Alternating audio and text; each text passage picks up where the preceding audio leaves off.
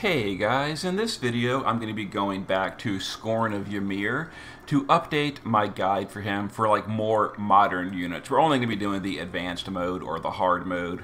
We're going to be doing two clears in this video. We're going to be doing a like slower clear where I explain all the mechanics, try to showcase how to do the fight like the quote-unquote the proper way.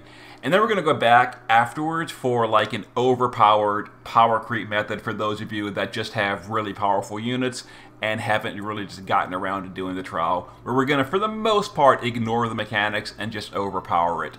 But for the first clear, we're going for like a regular clear where we do the fight properly. So the missions are no KOs, 10 turns or less, 5 units or less. The boss is an aquatic. Weak to fire or light element. You could use ice, earth, and dark as well. Those are totally fine elements. He's just not weak to those. But you do want to completely avoid lightning, water, and wind because the boss has 200 resist to those. So those are off elements for the most part. You do want to stick to fire or light if it's an option for you though. This is an old style trial that does have the gauge break mechanic. So we're going to take a spear breaker. Now the only spear breakers in the game, I believe, are Gilgamesh, Mazurka, and Arania. We're going to take Gilgamesh because he was a free unit. He's also just a really good unit overall. You could take Arania or you could take Mazurka if you'd rather. You could also either just skip gauge breaking entirely, which is what we're going to do on our second clear, or you could use other breaks like sword break, dagger break, etc. Those do work as well, they're just not as effective. This is going to be our first clear. We're going to take Titus for the first clear because, again, he's just a really good, accessible budget option. He's a very strong chainer. We're going to take Aerith for the Holy Imbue. That's mostly it. Holy Imbue, Holy Amplify.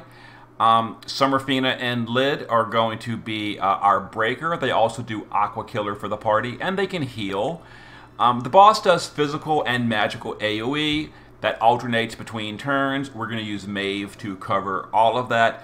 You could also skip a tank if you really want to. If you've got good breaks and your team has some bulk, you can skip a tank entirely. You could also use things like only a magical cover tank and then Mirage the physical, also an option. But you know. So this is the team we're going to use. We're only taking 5 units for the missions. So let's get in here and do it, and I will explain everything going on during the fight. So during the ambush, the shell puts up cover over the head as well as damage immunity on the head. So you can't even hurt the head until the shell is killed off. All breaks do work on this fight. Now I will mention as well, the shell puts up cover on the head. You can dispel the cover. If you don't dispel it and you use AoE damage, the head or the shell will cover the head and it'll start breaking your chain. So if you're using AoE chainers, you really got to get rid of that boss's cover buff before you start AoE chaining. Also, the boss reapplies it every turn, so you have to do it every turn. So it's recommended to stick to single target chainers only if it's an option for you. But we're going to start off by breaking the shell. Now the shell has 30,000 break HP, so we're going to use Gilgamesh to triple cast. He's dual wielding spears, by the way.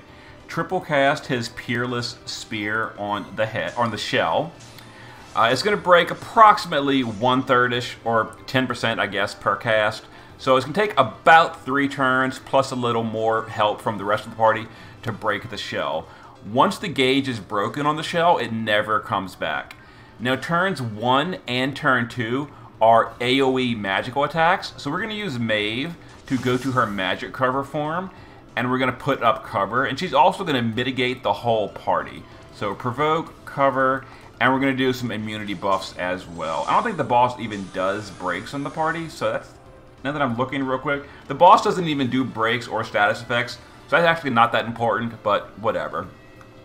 Alright, so we do need to break the boss's stats, so we're going to use Summerfina and Lid to AoE break with Ultimate Siesta, and then we're just going to do Deep Sea Swimming, targeting the shell, and we're going to hit the shell twice.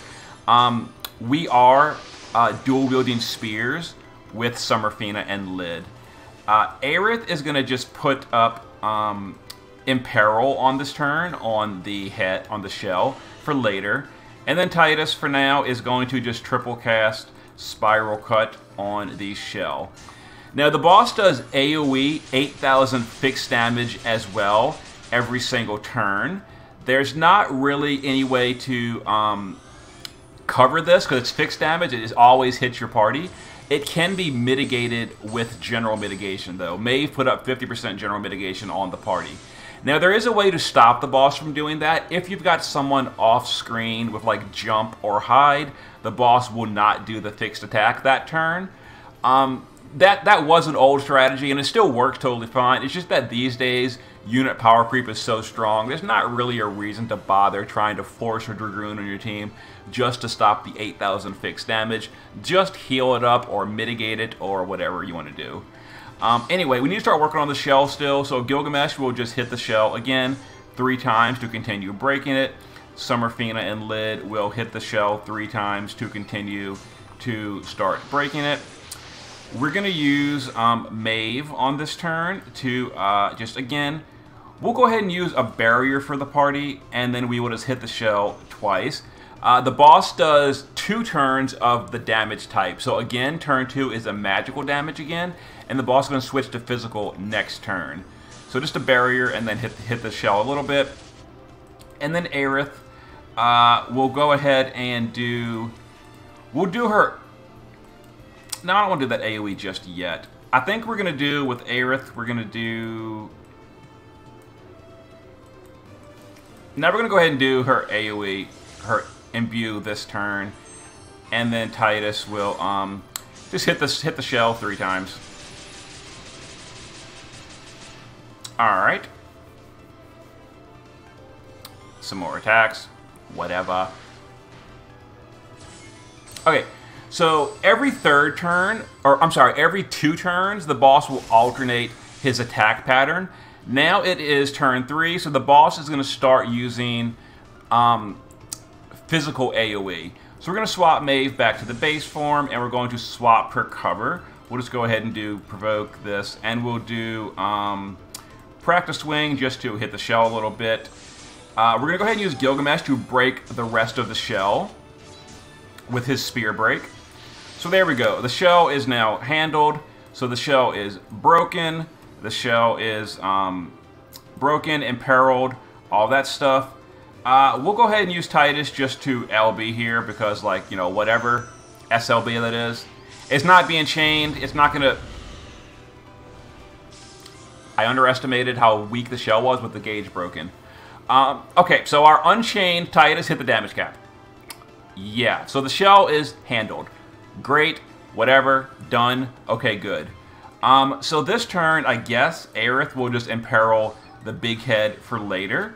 And then Summerfina and Lid. We'll go ahead and do a break on the shell. We'll use a Beach Parasol to heal the party. And we'll do Aqua Hunter to do a Aqua Killer buff for later. So now that the shell is dead, we can start hurting the body. Okay, so here is a physical AoE. The boss's damage is exceptionally low, as you can tell, as long as you're breaking. That was a death attack. Now, your Provoker does need death immunity.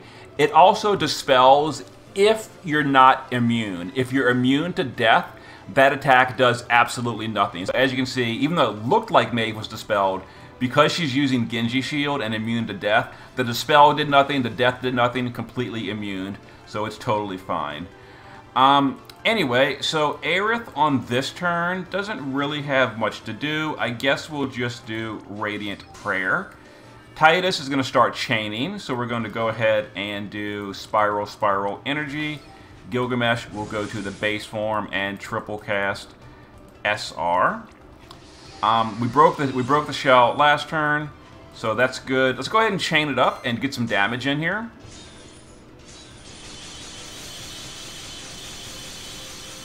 Okay, there we go. Pretty simple. Let's use Maeve to triple cast Practice Swing to get some LB gauge for the party. We're going to use, what's her name? Lid to Beach House Break to fill LB gauge. I kind of want to fill LB gauge for Aerith so we can do her LB again next turn. And we did. So, okay, that's going to be, for the most part, the end of the fight. Pretty simple. And we'll be going back for, like, a quicker clear next clear in just a second. So, yeah, that's pretty much it. We can just LB Aerith. We can have Titus just triple Stardust Ray. And that should be the end of the Ymir trial. All missions, I think. Oh, we're a little bit short. Not a problem. Anyway, okay, so we need to handle another turn. It's turn 5. Again, the boss does his attack pattern every 2 turns. So turn 1 and 2 was magic. Turn 3 and 4 was physical. So turn 5 is back to magic attacks again. So we're going to shift Maeve and put up her magic cover and all. So we'll just put up a bunch of covers and just, you know, literally whatever. Summerfina and Lid, not much here to do. So we can just break, mana regen, and heal the party, I guess.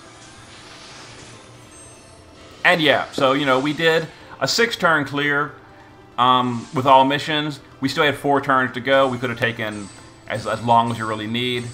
And then there's the death attack. We're immune because of either safety bit or Genji shield. I forgot what I geared her with. Go ahead and just reload and chain this up. And there is the end of the Ymir body. Okay. So I'll go ahead and show you the team we used. It was just a Maeve with Provoke, Death Immunity. The base form is using a little bit of defense. Like you saw, the boss did like basically 0 damage. The boss is so low damage. Shift form is magic cover as well. And again, like I heavily overgeared for this. The boss is such low damage. Summerfina and Lid were using double spear, dual wielding spears. That way it helps break the shell a little bit. Other than that, not super important what they're wearing. The boss doesn't do any status effects, doesn't do any breaks or anything. All the AoE is covered except for the fixed damage. So they were just for Aqua Killer, breaking, and a little bit of healing, which is probably not even that important. Aerith was just for the Holy Imbue and the Amplify. We did Imperil from Diablos and Esper, just for a 100 light Imperil because we didn't want to waste a turn with Gilgamesh casting his Imperil. I was going to use her to quad attack spears, but we ended up never even doing that, so that wasn't really that important. Yeah, her build is overall not super important. She was just a way to imbue light or fire onto the party. Gilgamesh in the shift form is dual wielding spears so that he could break the gauge quicker. In the base form, just, you know, some mana reduction. He was just basically a support trainer. He got imbued with light by Aerith, and then he did his triple SR2 chain with Titus, who carried the fight. We're using a good variance weapon. We didn't do weapon imperils because, you know, whatever. Aqua Killer, chain cap up, budget build, no STMRs, maxed Aqua Killer, and yeah, that was the clear. Okay, so we're gonna go back in just a second with like a quicker clear. I mean, this was overall a super easy clear, but just for the fun of it, we're going to go back and try to speed clear it. I have no idea what I'm even going to use. Probably like Sephiroth or something. I guess I'll think about it for a second. But yeah, we're just going to go speed clear it in just a moment and try a quicker clear and see if we can get in like an overpowered clear. So I'll see you guys in just a second for that. Alright guys, now we're going to be going back to Ymir with a Sephiroth team just to clear it, you know, a little quicker, a little bit more amusing. So here's the team. This is obviously not really intended as a guide. This is just me making the fight a little bit more interesting. You know, you could probably do it even quicker than this, but this is how I'm going to do my all mission clear with Sephiroth. So to start off, we're going to use Venera to Marauders, Armor Cleaver, and then it doesn't really matter what else, so we'll just do that on the shell to break it for the most part. Olivera is going to Imperil, buff the party, and then just tag chain. Aerith is going to Shelga, and then tag chain, and then Sephiroth will cap on that as well to start stacking himself up a little bit. Alright. This first one is just to stack up Sephiroth, also to get ready. It's obviously not, we didn't even do Aerith's buff yet. We're going to use Selfie to ready Aura and Aura again, I think. Alright, there we go. Okay, so the boss is going to do some attacks, AoE damage. We're not really covering or anything. We barely even did buffs. but it's fine. Not a problem. We're provoking with Venera. Alright, so we will... Now we're going to go ahead and try to kill the boss for real this time. So Selphie is going to... We're going to go ahead and entrust to Sephiroth to get him ready. We're going to heal the party, and then we're going to Aura. Let's go ahead and do that real quick. Alright, we're going to use Aerith to LB with Sephiroth to cap on the shell, and now the shell is super dead. There it is. Olivera will just do Rallying Cry for LB Phil, and Venera. We'll just do Marauder's Blade. Actually, we'll do, let's see, we'll do Marauders and double Umbral on the body. And the Marauders is a 90% defense break, among other things. And the big reason for that is the boss has no stat passives, so having really big defense breaks is kind of a big deal. Okay, so once again, we're going to use Selphie to entrust to Sephiroth. Alright, so we will entrust to Sephiroth, and I really love Selphie for these like speed clear type of things. Aura and heal. We use Olivera at 2,000 needles just in case we don't kill the boss here, but we're probably going to. At this point, Sephiroth is now fully stacked up. So we will use Aerith and then send Sephiroth. And that should be the end of the boss. There it is. We did 7 billion on Sephiroth. I think the boss has like 3 billions. We more than triple overkilled it. So the team we used was Olivera. Just used Lion Emblem and, well, we didn't even need needles because we never even got to the point where the boss did physical damage. He was just for the Amplify and the Imperil on the boss. Selphie has 1,000 fill rate, 1,000, 1,200 LB fill. She does entrusting and healing and LB fill for the party. Pretty much it. Venera is just for that on-demand 90% defense break. She also has AoE breaks for everything. Evasion Provoker. The boss does have accuracy, but like the boss does pretty low damage other than the fixed stuff. I should mention also Olivera was also our source of general mitigation with Rehearsal Session, which is how that reduced that big fixed damage down to 4k only. Aerith is just using some mana reduction, like whatever. She is just here for the buffing. And then Sephiroth has 280 LB, 300 Aqua Killer, Chain Cap up, etc. There's his build, and he did the damage. So yeah, we stacked up Sephiroth on turn 1, then we killed the shell on turn 2. As you saw, we did not bother breaking the shell's gauge. If you're using powerful units like Sephiroth and stuff, you don't need to break the gauge. And once the shell is gone, the body is over. So yeah, there is my 2 different clears on Ymir. So I'll have more updated videos for other trials soon. See you then.